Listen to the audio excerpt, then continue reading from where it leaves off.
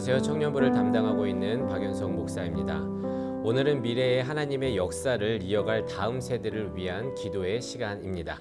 하나님은 어떠한 상황 속에서도 주의 역사를 위한 사람들을 남겨두시고 그들을 통해 하나님의 나라를 세워 가십니다.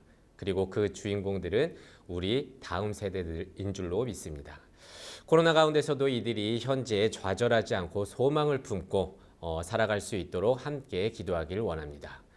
오늘 함께 묵상할 본문은 출애굽기 16장 1절에서 3절까지의 말씀인데요. 제가 봉독하고 오늘 말씀을 함께 묵상하도록 하겠습니다. 이스라엘 자손의 온 회중이 엘림에서 떠나 엘림과 시내산 사이에 있는 신 광야에 이르니 애굽에서 나온 후 둘째 달 15일이라. 이스라엘 자손 온 회중이 그 광야에서 모세와 아론을 원망하여 이스라엘 자손이 그들에게 이르되 우리가 애굽 땅에서 고기 가마 곁에 앉아 있던 때와 떡을 배불리 먹던 때에 여호와의 손에 죽었더라면 좋았을 것을 너희가 이 광야로 우리를 인도해 내어 이 온 회중이 줄여 죽게 하는도다. 여러분, 이스라엘이 광야를 지날 때에 가장 힘들어했던 것이 무엇인지 아십니까? 아마도 먹고 마실 것이 없다는 것이었습니다. 그래서 그 힘든 바로의 지배에서 벗어났음에도 불구하고 애굽에서 먹었던 것을 기억하면서 그것을 지금 먹을 수 없다고 한탄하며 모세와 아론에게 원망을 하였습니다. 그리고 광야의 길은요, 거칠고 척박했는데 낮에는 아주 덥고 밤에는 아주 추웠습니다. 제가 매년 아프리카 우간다에 선교를 다녀왔었는데요. 그것도 광야의 때와 거의 흡사했습니다. 물론 광야 정도는 아니었겠지만 낮에는 내리쬐는 햇빛 때문에 너무 따가워서 옷을 벗고 또 그늘을 찾아가고 목을 축이기에 바빴다고 한다면 밤에는 기온이 아주 뚝 떨어져서 아주 얇은 파카, 그러니까 바람막이를 입고 이불을 덮어야만 잠을 잘 수 있는 곳이었습니다. 그래서 컨디션이 무너지고 감기 걸리기 딱 좋은 날씨였는데요. 몸 약한 사람들에게는 그 날씨조차도 아주 큰 스트레스였을 것입니다. 광야는 그런 곳이었습니다. 먹을 것도 없는데 땅은 거칠고 척박하고 일교차가 아주 큰, 그래서 모든 것이 우리 인간의 입장에서는 채워진 것 없이 아주 부족한 곳이었습니다. 오늘은 무엇을 마실까, 무엇을 입을까, 그리고 어떤 것을 해야 될지 고민만 하면서 작은 일에도 민감하고 부정적인 반응을 만들게 하는 곳이 이곳 광야입니다. 출애굽기 16장 2절 아까 읽었는데요. 다시 한번 읽어보겠습니다. 이스라엘 온 회중이 그 광야에서 모세와 아론을 원망하여. 그렇게 이스라엘 백성들은 모세와 아론을 원망했습니다. 어떻게 보면 인간의 한계 속에서 그들의 원망은 자연스러울지 모르겠습니다. 결핍에서 오는 우리 인간은요, 한계 속에서 불안을 떨쳐내기 위해서 누군가의 탓을 돌려서라도 자신의 그 불안을, 그 불만을 보상받으려 하는 습성이 있기 때문입니다. 불편하고 불안하고 보장된 것이 없는 부족한 곳에서 사람들은 그렇게 이기적으로 변하게 되어 있습니다. 하지만 여러분, 남 탓한다고 상황이 변하렵니까? 그렇게 원망을 해도 변하지 않는 광야의 상황 속에서 이스라엘은 절망하게 됩니다. 하지만 우리 인간은요, 내 계획대로 되지 않는 통제 불가능한 상황을 경험하게 될 때에 그제서야 하나님을 찾게 됩니다. 그제서야 하나님께 눈을 돌리게 됩니다. 하나님은 모든 것을 듣고 모든 것을 보고 모든 것을 알고 계셨습니다. 하나님은 정확하게 이스라엘의 필요를 알고 있었다는 것입니다. 하나님은 이스라엘이 하나님을 원망해서 만나와 메추라기를 주신 것이 아닙니다. 이미 하나님은 광야에서 이스라엘을 먹이기로 작정하시고 계획하셨기 때문에 그들에게 만나와 메추라기를 주실 수 있었습니다. 광야 여정에 이스라엘을 바라보면서 이 한 가지는 꼭 기억해야 하는데요. 하나님께서 우리가 원망하기 전에 사랑으로 이미 필요를 준비하고 계셨다는 것입니다. 그리고 그 계획을 아는 것을 소위 믿음이라고 부를 수 있겠습니다. 그래서 종종 광야에서 하나님을 원망하는 이스라엘을 볼 때마다 저는 개인적인 아쉬움과 두려움이 있는데요. 그것이 무엇이냐 하면 하나님은 우리의 필요를 너무 잘 알고 있기 때문에 채워주시고 인도해 주실 것이라는 그 믿음, 그래서 원망이 아닌 기도로 하나님께 간구했다면 보다 은혜가 넘치지 않았을까 하는 아쉬움이 있었다는 것이고요. 또 나도 그 상황이었다면 나의 필요를 다 아신다는 것을 머리로는 알겠지만 계획대로 되지 않는 현재에 불평불만하며 이기적으로 변했을 것 같다는 두려움이 제게는 있었습니다. 그렇게 광야는 나의 전 인격과 믿음이 드러나는 곳인데요. 여러분은 과연 이 상황에서 어떻게 반응했을 것 같습니까? 하지만 그런 원망하는 이스라엘에게 하나님께서는 만나와 메추라기를 주셨습니다.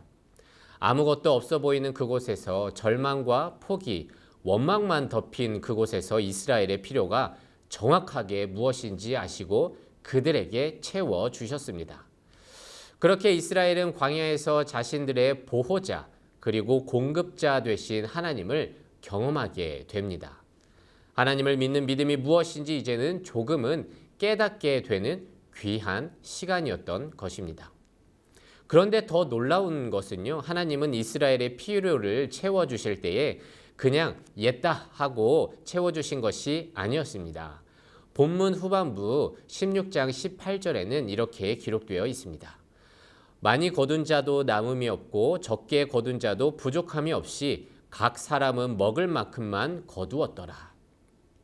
하나님은 절박한 상황 속에서도요, 이스라엘에겐 남음과 부족함이 없는 삶을 가르쳐 주셨습니다. 생존의 광야에서 탐욕의 사람들은 더 소유를 하려 하고 누군가를 시기하고 분쟁하겠지만 하나님은 그런 상황 속에서도 사랑과 공평함을 배우게 하십니다. 출애굽기 26장 20절 21절에는 이렇게 기록되어 있습니다. 그들이 모세에게 순종하지 아니하고 덜어는 아침까지 두었더니 벌레가 생기고 냄새가 난지라.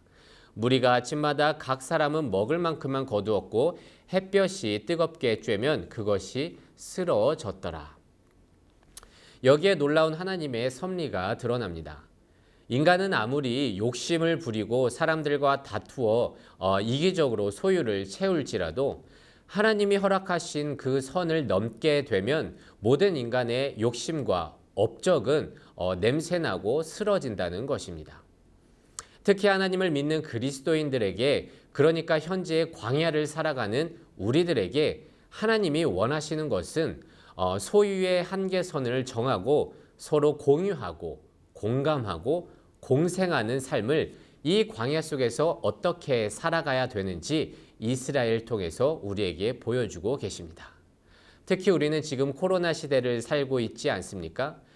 우리에게 이 시대만큼 광야에서 하나님께서 원하시는 이스라엘의 삶이 절실하게 필요한 때라고 생각이 듭니다. 팬데믹 시대를 살아가는 여러분, 지금은 이기적으로 살아도 누가 뭐라고 하는 사람이 없습니다. 코로나라는 이 단어가 그 모든 인간의 욕심과 자기중심적인 모습을 당연하다고 인정해주기 때문입니다. 그래서 때로는요, 믿는 사람들도 코로나라는 단어 뒤에 숨어서 하나님의 준비하심을 깨닫지도 못한 채 내 안에 감춰진 욕심을 채우고 있음을 우리는 종종 보게 됩니다. 지금은 누가 뭐라고 해도 광야의 시대를 살고 있습니다. 우리의 통제력을 벗어난 시대를 살고 있다는 것입니다. 그래서 원망할 수도 있고 그래서 이기적으로 살 수도 있겠지만 이스라엘의 오늘의 모습을 반면교사 삼아서 우리 믿음의 훈련의 시간으로 삼기를 원합니다. 하나님은 이스라엘이 원하기도 전에 만나와 메추라기를 준비해 주셨음을 우리는 깨닫게 되었고, 분명 하나님은 지금의 모든 상황을 또한 아시고 우리의 필요를 채워주시기 위해 준비하고 계심을 우리는 깨닫게 됩니다. 이럴 때일수록 하나님을 원망하는 것이 아니라 잠잠히 인내하며 기다릴 수 있는 믿음 달라고 하나님께 기도하는 우리가 되기를 소망합니다. 또한 이럴 때일수록 옆에 사람과 공유하며 공감하며 공생할 수 있기를 원합니다. 광야에서 아무리 많이 가지려 해도 하나님의 선을 넘는 욕심은 다음 날 썩어지거나 쓰러진다는 것을 말씀을 통해 배우게 되었습니다. 혹자는 지금이 남들보다 더 잘 살 수 있는 기회라고, 기회의 시간이라고 여기면서 이곳 저곳에서 욕심을 부리는 분들이 계신데요. 지금은 그렇게 살아가는 것이 아니라 모두가 믿음으로 손을 잡고 견뎌내야 하는 시간인 줄로 우리는 믿습니다. 부디 인생의 광야에서 모든 것을 준비하시는 하나님을 만나기를 원하며 원망이 아닌 기도로, 이기적이 아닌 공생함을 배우는 우리 그런 귀한 시간이 되기를 진심으로 소망합니다. 그러면 오늘의 말씀을 묵상하면서 함께 기도하는 시간을 갖도록 하겠습니다.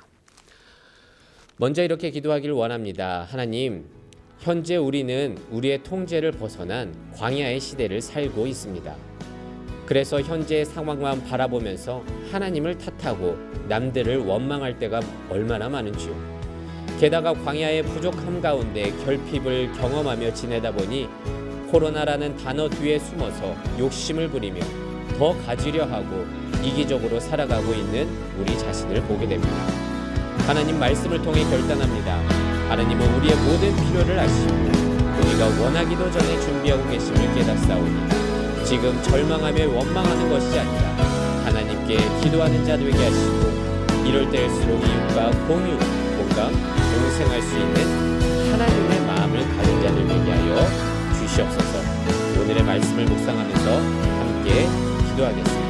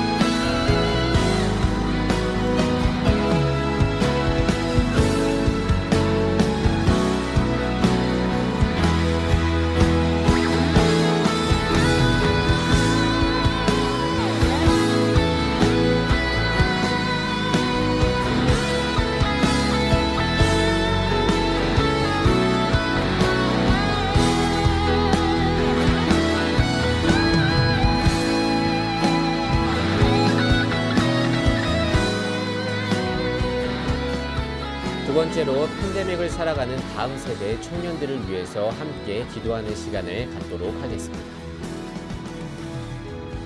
하나님, 여전히 확진자는 줄지 않는 가운데 코로나 속에서 직장을 다니는 게 참 어려운 요즘입니다. 회사에서는 교회에 나가는 것을 비난하고 믿음을 드러내는 힘든 가운데 있다 보니 믿음이 약해져 가는 것도 사실입니다. 하나님, 그럼에도 불구하고 믿지 않는 자들까지도 품고 그들을 위해 기도할 수 있는 우리 청년들에게 넓은 마음을 허락하여 주시고 광야와 같은 직장 내에서도 하나님이나 사람들을 탓하는 것이 아니라 이 상황 속에서도 일하실 하나님을 기대하며 이 땅의 회복과 자신들의 직장의 회복을 위해 기도하는 그리스도인 청년 모두가 되게 하여 주시옵소서. 이 팬데믹 속에 살아가는 다음 세대 청년들을 위해서 함께 기도하겠습니다.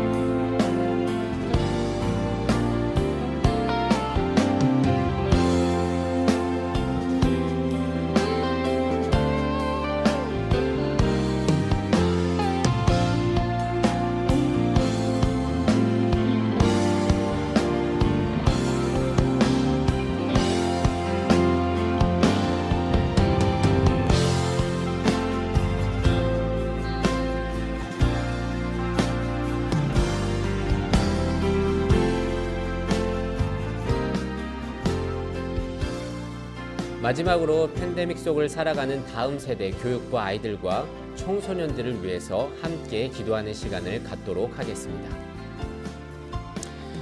하나님, 모든 상황이 낯설기만 한 팬데믹 가운데서도 살아계신 하나님을 만나는 귀한 시간이 되게 하여 주시옵시고, 모든 것이 부족해 보이기만 한 이때에도 때를 따라 채워주시는 놀라운 하나님의 사랑과 은혜를 체험하는 교육부 아이들이 되게 하여 주시옵소서. 또한 우리 청소년들에게는 팬데믹 속에서도 꿈을 주시고 주가 주신 비전을 향해 광야 속에서도 포기하지 아니하고 좌절하지 아니하고 소망을 품고 미래를 준비할 수 있는 새 힘을 허락하여 주시옵소서.